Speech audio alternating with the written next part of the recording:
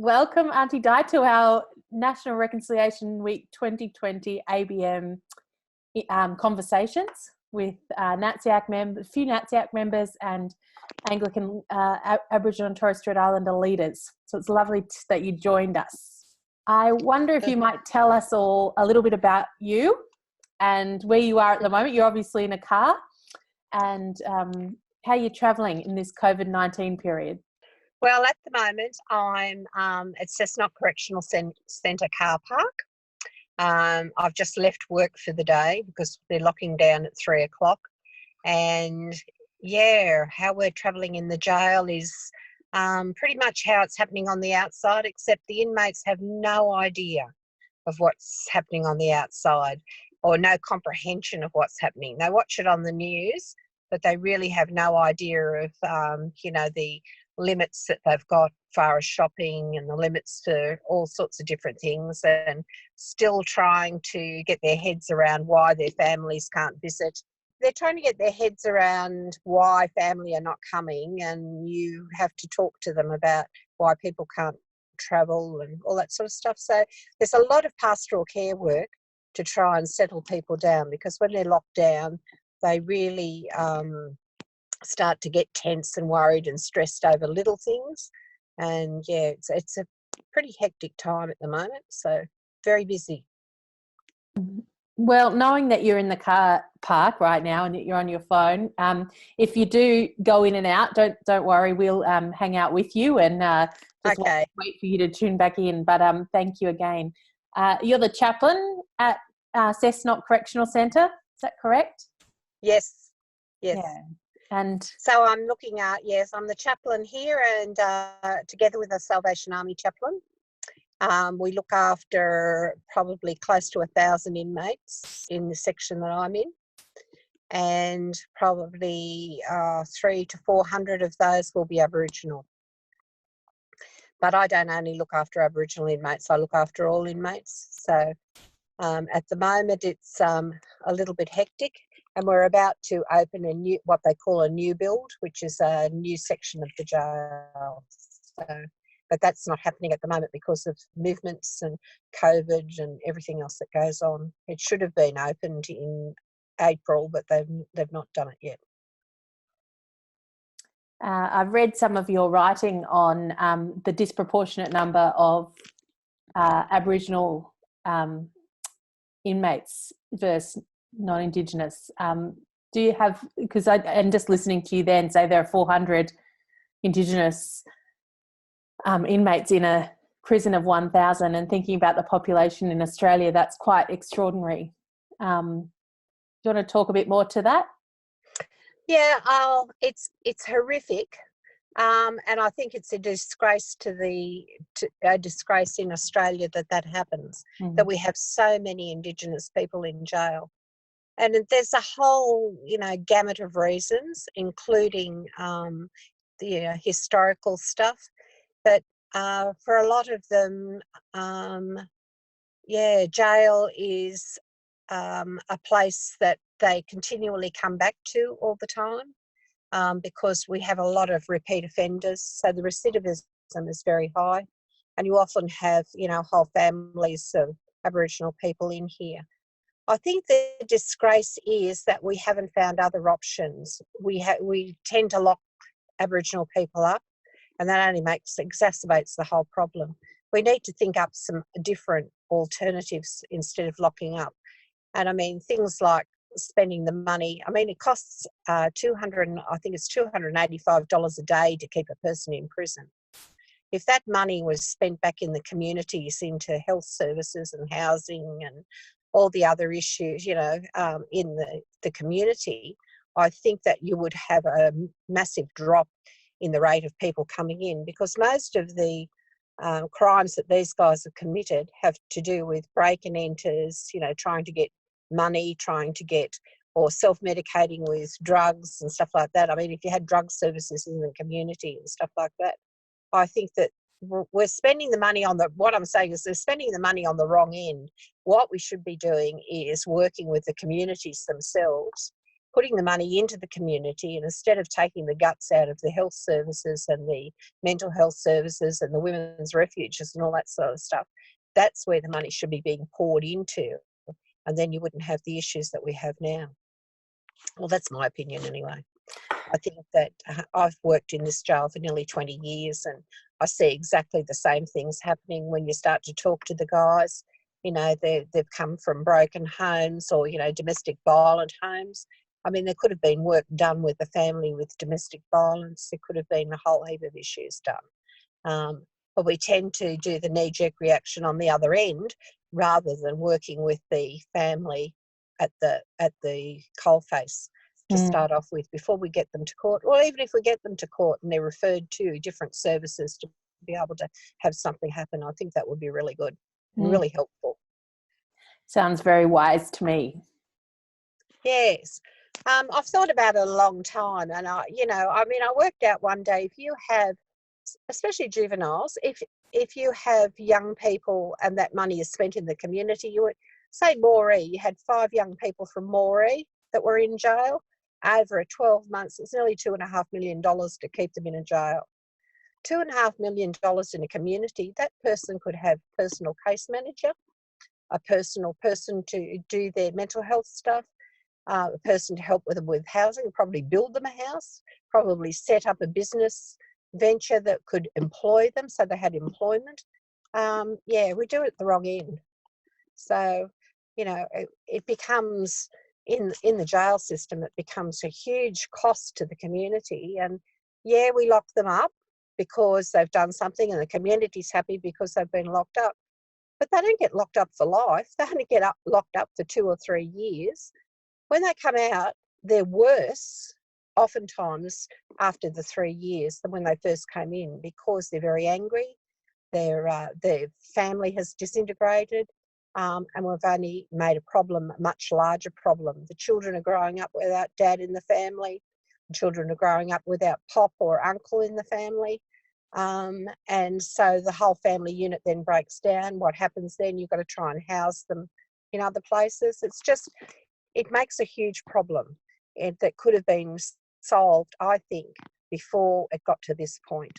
I think the family could have been had lots of coaching and a lot of work done with them, and then they would probably, you know, it's not going to work for everybody, but I think it's going to work for a heck of a lot of them, and a lot of the majority of them. So, you know, even for driving offences, you know, we've got guys in for driving offences, driving unlicensed and unregistered. Well, you know that if you're not licensed and you owe money to the department or anything like that, your car's not registered. So you get picked up for all of those things. You get picked up with an unregistered car, you're driving an unregistered car, you're unlicensed. So therefore, when he gets out, he hasn't got a licence. He lives at Walgett. He wants to go across to a funeral at Brewarrina. What's he going to do? Is he not going to go to the funeral, or is he going to get in his car and drive over? Gets in his car and drives over and gets picked up again. And this is a second offence, so it gets a bit longer next time. You know, things like that, they really need to have a really good look at all those things and start to try and work with issues to do with those types of driving offences and whatever. I mean, yeah, you've got me started. Good. Well, it's good to get started on this topic. You've just scratched the surface, in a sense, on some of the systemic injustice that Aboriginal communities face. And as we find ourselves, when we're listening to this, we'll be in the middle of National Reconciliation Week. And in light of all of that injustice and systemic sort of problems, how do we approach reconciliation? What's your views on that? Well, this year it's in altogether. It's in this together, right? Which is really interesting, because that's with the COVID and everybody's talking about that, isn't it? All in together. As far as Reconciliation Week and how we can do that is actually start to listen and find out what's happening in different places, especially with corrections. And I think we need to start listening and start finding out what is actually happening in the community. And you can do that by talking to elders, talking to families, finding out what's happening in your community with Aboriginal families. And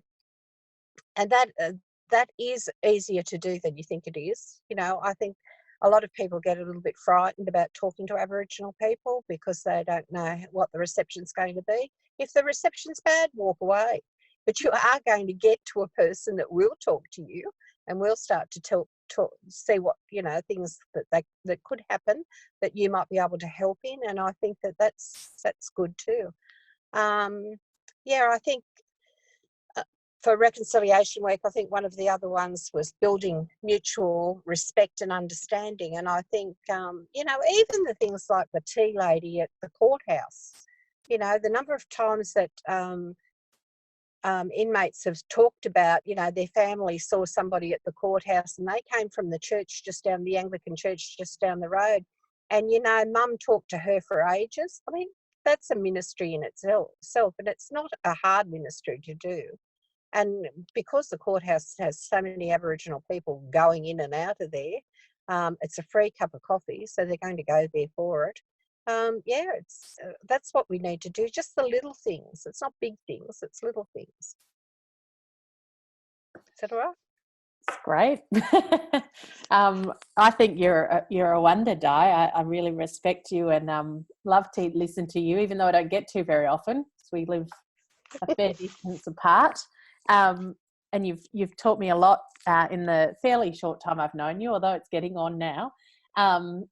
And one of the things that you told, I'm mixing all the questions around, as you can tell. I sent you the questions beforehand, and now I'm telling you in all different order. But drawing on all of the things you've just said, one of the things that struck me really deeply was when you told me the story of some of the inmates the Indigenous inmates that you would gather in a circle and ask them to connect with their country and their story, and they would say, we don't know anymore because we were taken from our country, or our language was taken from us, or our story was taken from us.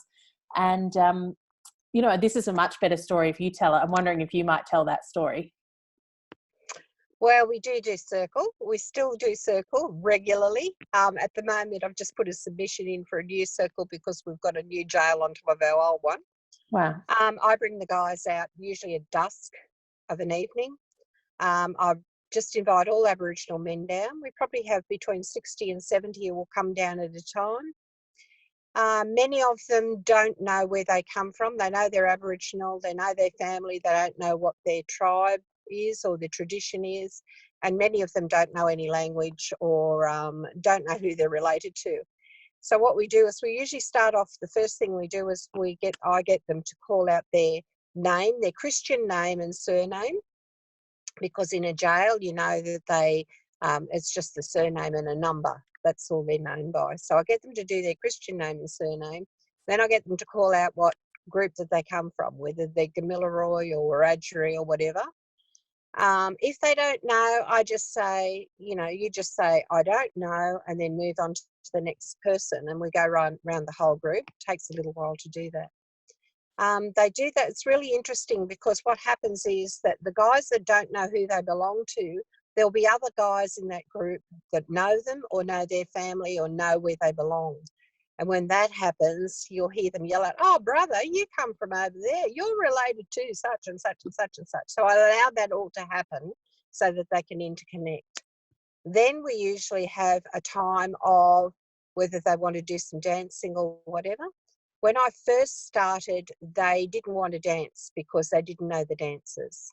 And I said, this isn't about learning a specific dance. I said, what you need to do, the circle's covered in sand.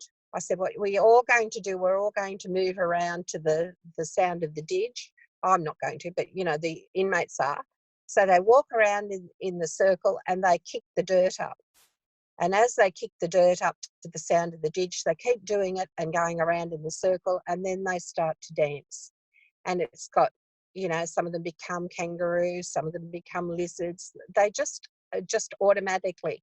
And I've always thought, I was watching it the first time and I thought, you know, these guys have inside their souls the spirit of their ancestors, and that spirit actually enlivens as soon as they're in that group setting with the campfire and with the didge, and it's just beautiful to watch.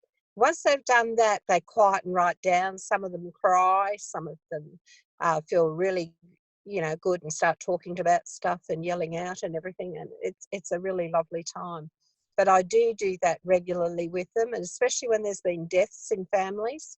Oftentimes I will get the guys to call out the name. We have a 1 minute silence, and we call out the name of the person that's just passed on, or if a relative that they has really affected them that's passed away. It could have been their grandmother when they were 5. It doesn't matter. We just call their name out, because the stars are the campfires of our ancestors.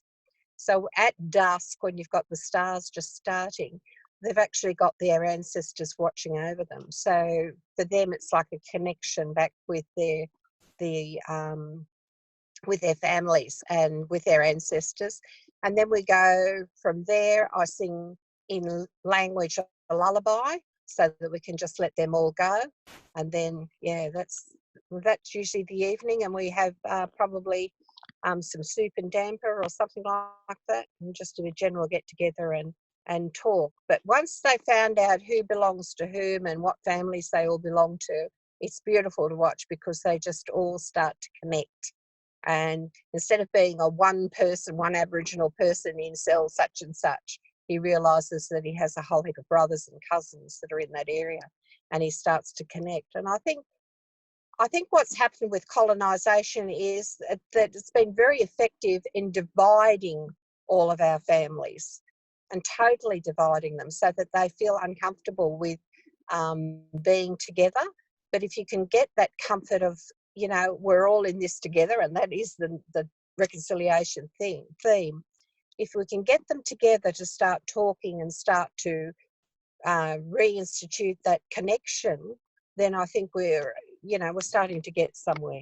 So, I love that. That's probably the best thing best part of my ministry. And I have a number of Aboriginal staff that come down, and they always come out saying, that's the best thing we've had today, because it's just that beautiful warmth and connection with your own culture and your own spirit, but a connection with all of them, all of the inmates. And you see them in a totally different light, just different. It's so moving, that story. And every time you tell it, and I think what I find moving about it is that this system, which totally takes away dignity from Aboriginal people, the disproportionate numbers, the things that we have to deal with through colonisation, and some of the sins of that were done in colonisation to Aboriginal communities and Torres Strait Islander communities. I think that what you're doing in these circles is reminding these Aboriginal men that they've got dignity within them, that their story is dignified, that that they have some dignity to, they in themselves are who they are, and that's full of dignity. And I hear that in that story so strongly. Yeah, and I think the other thing with it too is that it's valid and that it's respected. And for a lot of them who have a fear that, having been disconnected, that they somehow can't get back to that connection because, I don't know who my father is. I don't know who my grandfather is. I don't know where I belong. Once they start to get that identity of who I am, and yes, I am important, and I may not know much about my culture, but it's still there and it's important, and I can, it's going to be different to what my great-great-great-grandfather did, but I am an Aboriginal person this day today, and what I've got is important. In here it's respected, and in here it's valid, and that's who I am. And they start to get that pride. Once they've got that pride about who they are, and they're not being downtrodden all the time, even though they're coming in and out of jail, that pride of who I am, with a respect for who I am and a respect for themselves, I think that's one of the keys to getting these guys back into having a good look at themselves and who they are, and having that self-esteem, because when they're walking back to their wings, their chests are puffed out and they look, really good. And they look forward to the next month. I was walking around today, and the first thing that they said, when's circle again, Aunt?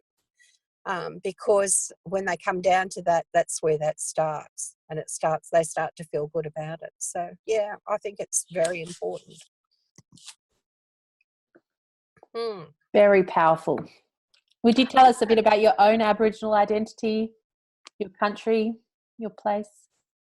Yes, I'm Boandic and part of the Stolen Generation crew that came from South Australia. And in Natsiak, I've just met a cousin in the last 12 months, would you believe? Cameron Burr.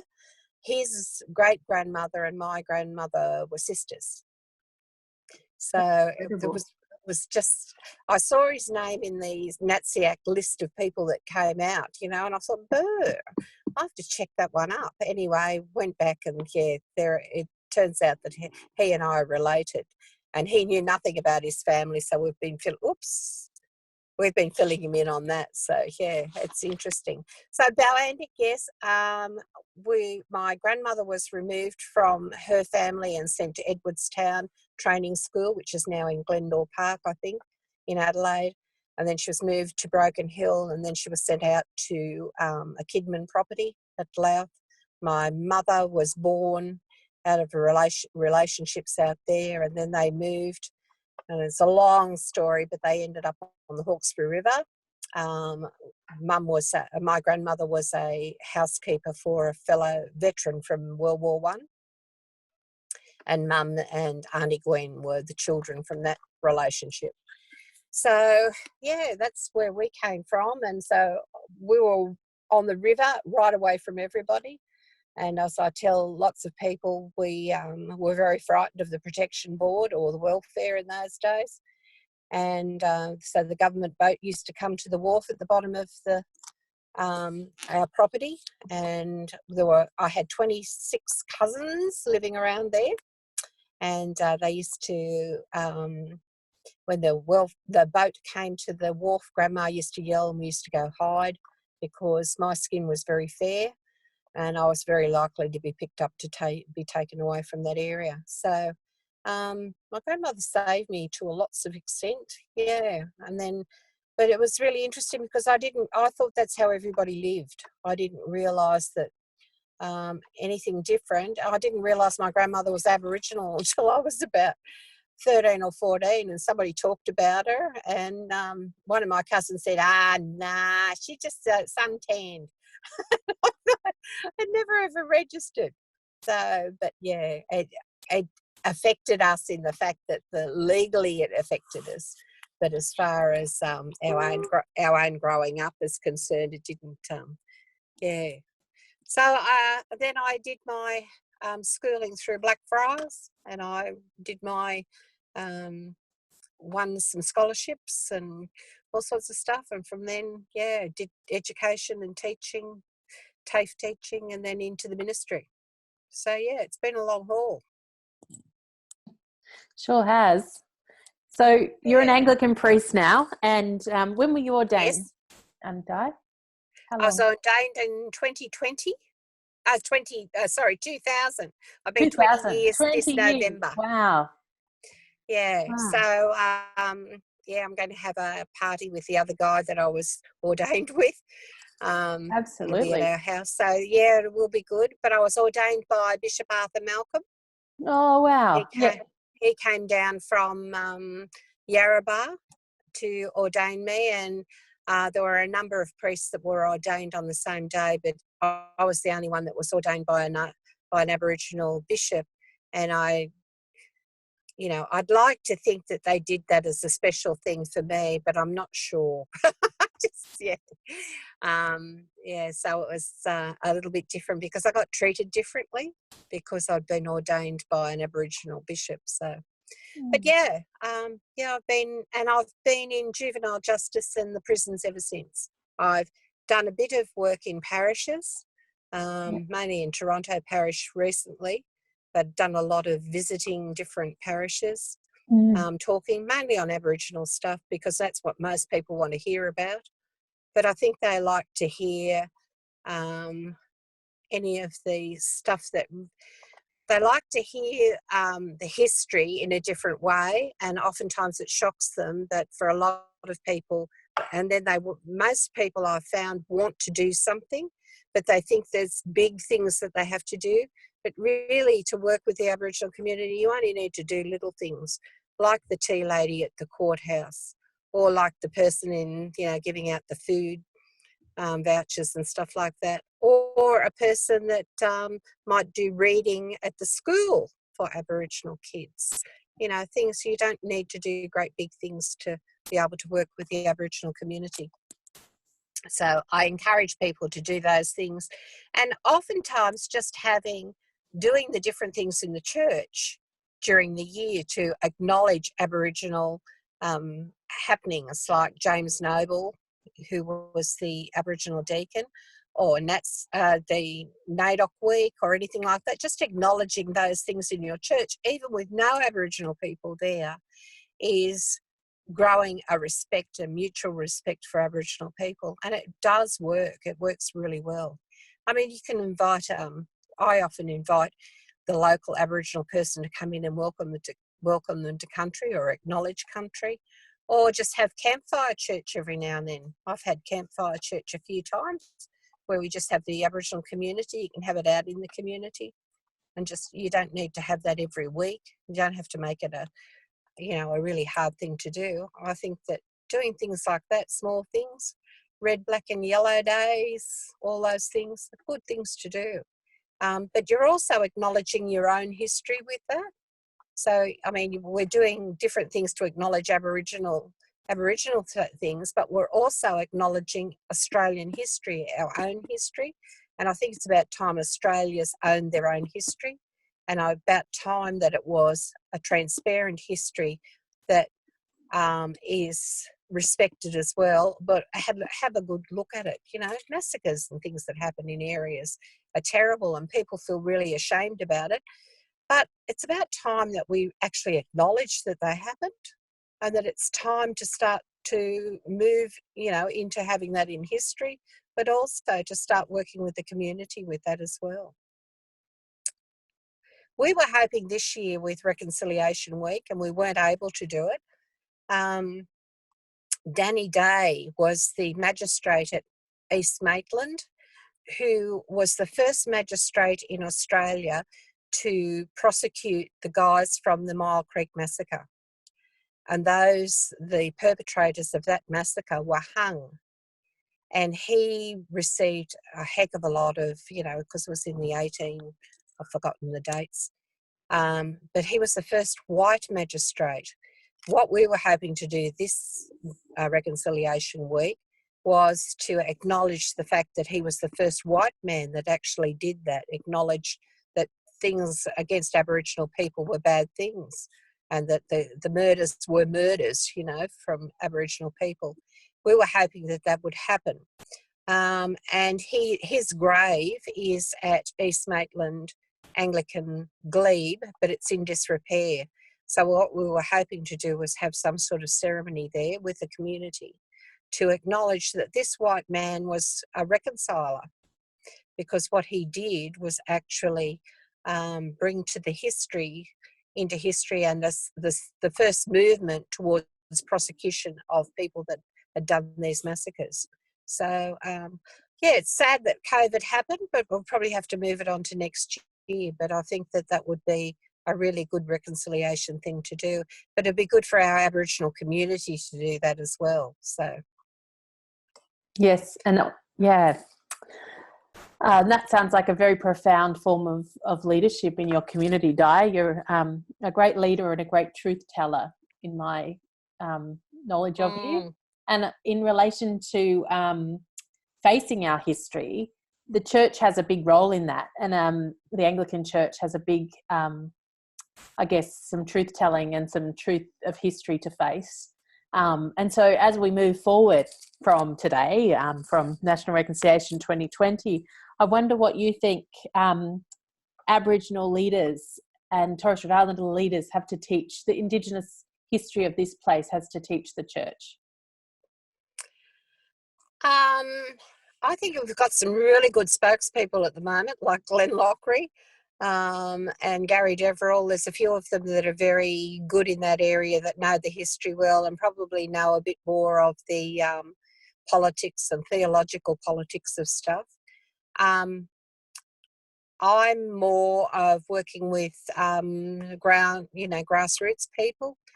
I think that basically what we have to do to move forward is just work with congregations about their own communities and what's going to happen in their areas. I've lost track of what we were talking about as the question. What was the question? What can the church learn from you and from Aboriginal leaders and Indigenous leaders, Indigenous culture? Oh, well, what the church can learn is that it's a matter of listening. And I think it's about time that they did listen. I think the church has been very good at thinking what can they do, but then without listening or, true consultation with Aboriginal communities, they've decided what needs to happen. Do you know what I mean? Like it's from a top down instead of listening to Aboriginal communities themselves and not hurrying it. There's a sense that everybody wants everything done yesterday, or, we're going to fix this up. It's taken 20 odd years to make the mess that it is now, as far as the church is concerned. And I think that it's going to be slow and steady. And I think that the reality is, COVID's proved it, that it doesn't have to happen actually in a church building. It can happen anywhere, and people can get together in communities. And I think the church can be very, can start to work in communities that way. But I think listening is probably the biggest thing to do. I find oftentimes I'll go into a meeting and people will be planning to do something, or we're going to do something for, say, NAIDOC week, right? And there'll be myself and another Aboriginal person there, and then the rest of it will be 8 or 10 people, from churches, and they're really good, but they've already got their own agenda to start. They're not ready to listen to us. And sometimes I just sit there and I think, well, there's not really any point in my saying anything because they've already decided what they want to do. So I think sometimes you've got to listen, and sometimes it doesn't have to happen. If you plan something and it's and the community's not happy with it, it doesn't have to happen. It doesn't have to go ahead. What you can do is just, spend more time listening and seeing what's happening in the community. I think that that's probably where it's at. I find the church they're not good listeners. So they say the right things, but it doesn't actually happen. So we're seeing that, I think, a bit in this COVID-19 period. COVID-19's kind of forced us to stop yes, and take stock and not rush. But there is an anxiety about who we are as a church and how do we do everything we do online. And, I can't help but feel that COVID-19 sort of nature's saying slow, and I've heard this a lot of the interviews I've done, like there's this sort of common theme about slowing down, and it's kind of, and saying that nature's telling us to stop. And, there's that sense that we're only going to listen if we're slow enough to listen, and we're only going to go slow if we start listening. And I think that that's probably where it's at too. I think COVID, has its positive sides as well. And I think that that's one of the things that does. And as far as the community is concerned, for me, I've been in what they call, I'm a vulnerable person. So this had to be special compensations made for that in the jail as far as how I work and how I function, because I'm Aboriginal, I'm over 70 years of age, and I'm a diabetic. So they have this plan for me to work in there, which is fine. I don't have a problem with that. But I'm just saying that's slowing down and just making compensation for that. It has been really good for me because it means that I've had time to be actually able to write up programs, actually have a look at different stuff and have a think about things. And I've had time to have a meditative side of how I function and work as well, which I didn't do before. I got so busy in busyness that side of you starts to go west, doesn't it? Because you're just so busy, you just don't have the time. And it's not that you haven't got time for God, you're talking to God all the time, but it's having that quiet time where you just sit with nothing for a period of time, which is a real Koori thing to do. I really like it. I haven't done it for a long time, and it's been good. Thanks. Yeah, but as far as the church is concerned, I think the churches around, I think it's going to be very, very different picture of what the church is going to be like when we're out of this COVID. I think there are going to be a lot of churches that are going to be struggling to survive. We're in a very uncertain time, but the best way to travel uncertainty is slowly. Yes, slowly. It is. Yeah. Because we're not sure where we're going. That doesn't sound good, does it? I've got the dry cough. No, and we won't keep you much longer. Just checking, is there anything else you want to share with us today? No, not really. I just think that if people want to gather together to work out what they can do for Aboriginal communities and that, they don't need Aboriginal people to be actually involved in the sense of, as I said before, just make sure that you think of Apology Day, think of NAIDOC, think of the Coming of the Light. All those things don't need Aboriginal people in the church, but you can acknowledge them in the church. You can have a prayer for those things during the year as well. And in that way, you're starting to build up a gradual contact or a conscience about Aboriginal things. And I think that would be good.